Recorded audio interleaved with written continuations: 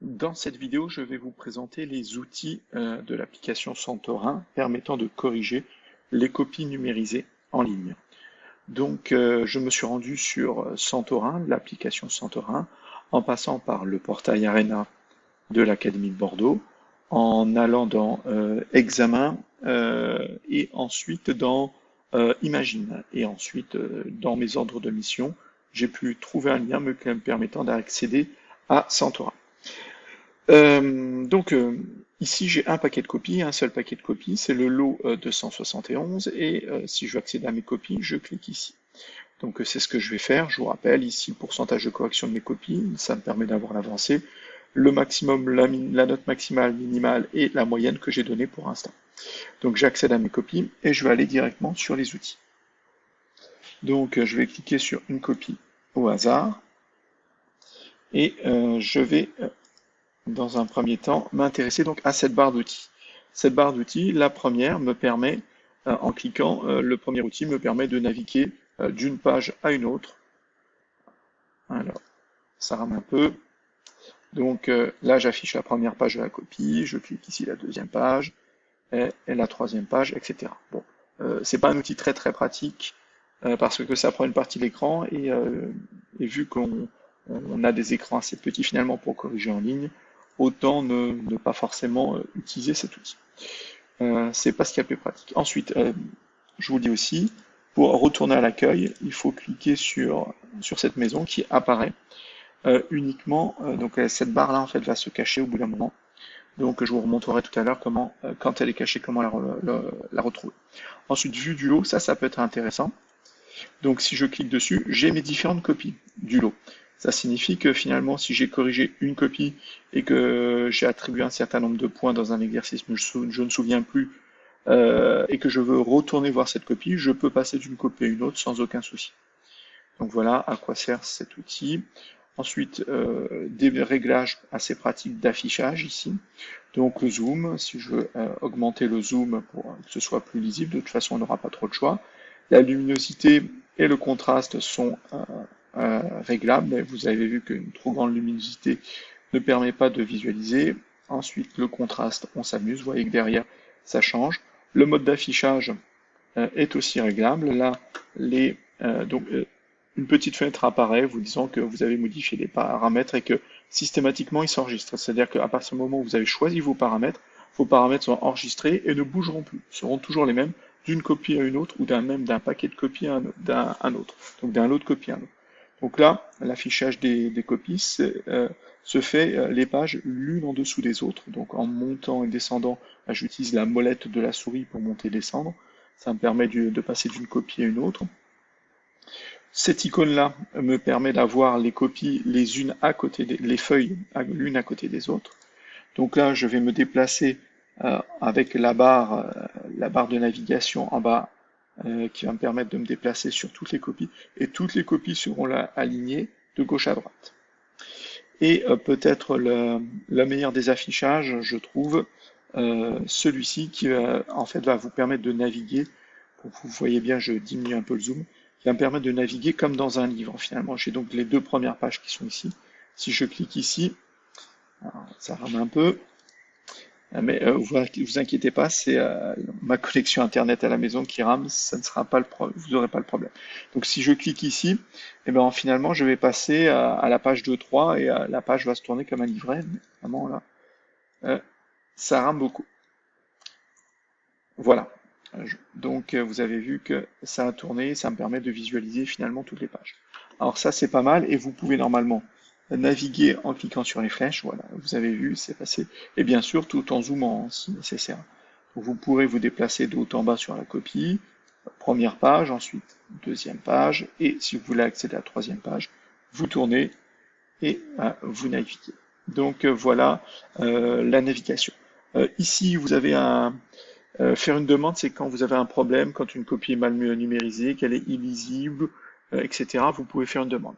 Sachant qu'il vaut mieux 100 fois passer par votre chef d'établissement, lui dire que la copie numéro un tel de votre lot numéro tant n'est pas lisible, plutôt que de passer par un, parce que je ne suis pas sûr que beaucoup de chefs d'établissement qui numérisent les copies utilisent ça.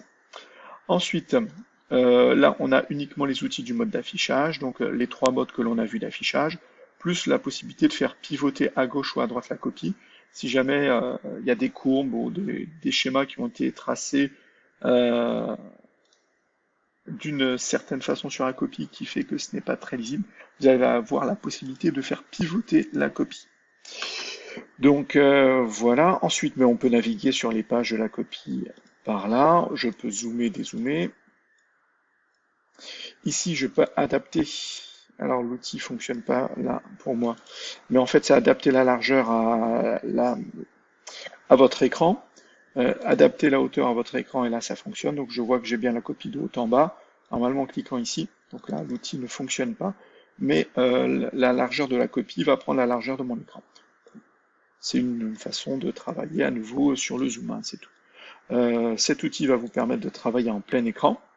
Donc là, je suis en plein écran, ce qui va me permettre finalement d'utiliser au maximum l'écran de mon ordinateur ou de votre tablette, parce que vous pouvez très bien faire ça sur tablette.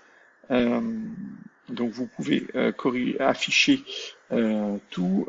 Voilà. Ensuite, vous pouvez aussi réaliser une capture d'écran, c'est-à-dire que si jamais vous avez une partie de copie que vous avez trouvée intéressante, vous l'avez annotée, vous avez fait quelque chose, et que vous savez que les élèves vont finalement de leur copie faire souvent cette, cette étourderie et vous voulez garder l'annotation ou la note que vous avez mise juste à côté.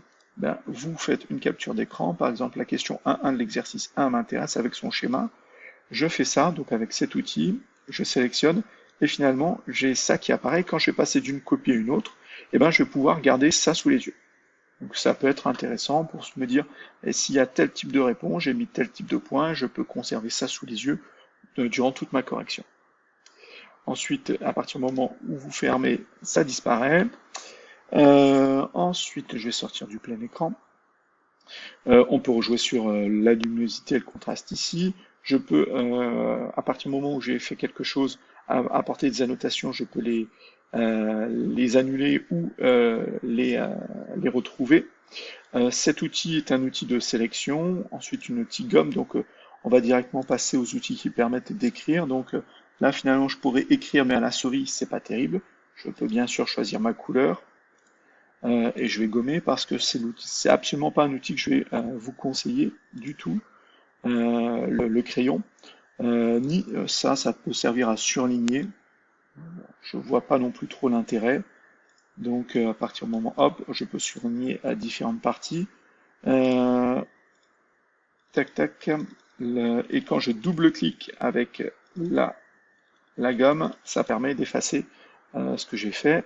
Ce que je vais vous conseiller, c'est l'outil zone de texte. Donc vous allez marquer par exemple très bien à côté, hop, tac, donc la zone de texte est faite. Alors attention, si je reclique, je recrée des zones de texte parce que je n'ai pas resélectionné le curseur. Donc là, si je veux travailler avec mon curseur, je peux redéplacer cette zone de texte, mais il a fallu replacer sur le curseur et sortir de la zone de texte pour pouvoir faire ça. Ce qui va être très intéressant ici, c'est d'utiliser finalement les outils favoris. Finalement, en cliquant ici, j'ai mis cette appréciation très bien dans mes favoris. Alors, on va supprimer les favoris que vous pouvez supprimer, ajouter, vous pouvez faire ce que vous voulez. Et à partir du moment où vous avez ces favoris qui sont ouverts, finalement, si cette partie-là, je veux marquer approfondir, je sélectionne approfondir, et à partir du moment où j'ai cliqué sur approfondir, je vois que le texte était prêt à déposer. Je n'ai plus qu'à cliquer et je l'ai déposé. Et je peux le déposer autant de fois que je veux, en cliquant une fois sur le clic gauche. Ensuite, si je veux marquer à revoir, eh ben, je clique sur à revoir. Et donc, finalement, ce que je vous conseille, c'est si vous voulez annoter, n'hésitez pas à créer votre banque de favoris. Et ensuite, vous n'avez plus qu'à vous balader dans les copies et à les déposer. Donc, les favoris, on peut les retrouver soit directement ici, soit à partir de la zone de texte. Donc, je crée une zone de texte, je tape quelque chose, je clique sur Entrée, hop, non, tac, je revais sur la souris, pardon, et finalement, si c'est désélectionné, ça n'apparaît pas dans les favoris. Si sélectionné, ça apparaît dans les favoris. Vous avez vu, le très bien ici est apparu. Ici, si je veux que ce soit l'autre qui apparaisse, mon charabia, ici, si je clique ici, il apparaît dans les favoris ou pas. Donc, et si je veux supprimer cette annotation, je n'ai plus qu'à cliquer sur un corbeil. Donc finalement, c'est très bien. Vous avez quelques-unes qui sont déjà présentes et vous pouvez vous balader d'une page à l'autre, hop, refaire apparaître les favoris et dire, hop, ça c'est pas mal, je mets OK, ça c'est très bien, je mets très bien, et ainsi de suite.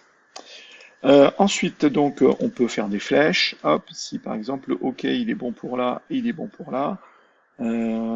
Ensuite, je peux tracer des droites. Je vois pas trop l'intérêt, mais on peut faire. En mathématiques, ça peut être intéressant, ou même en sciences, si vous avez quelque chose à mesurer. C'est-à-dire que si l'élève devait tracer un trait, si ce trait justement devait faire par exemple 10 cm, vous pouvez vérifier sa mesure, sa longueur, en cliquant sur la règle, vous plaçant à une extrémité.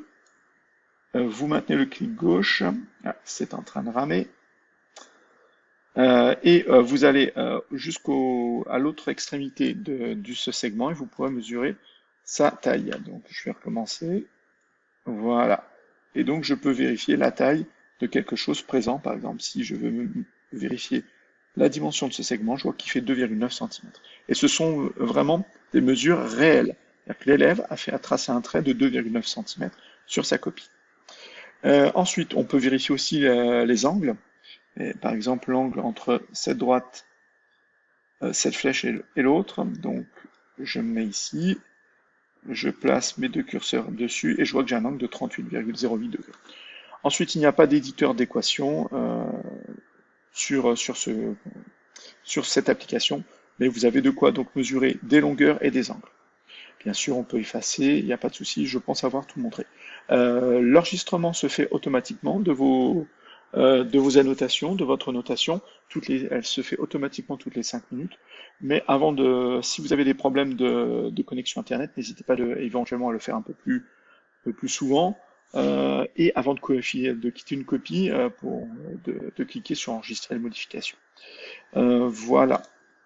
Ensuite, dernier outil, ça sera l'outil pour la notation, mais là je vais y consacrer une vidéo à part entière de cette notation. Donc on le fait apparaître la notation ici.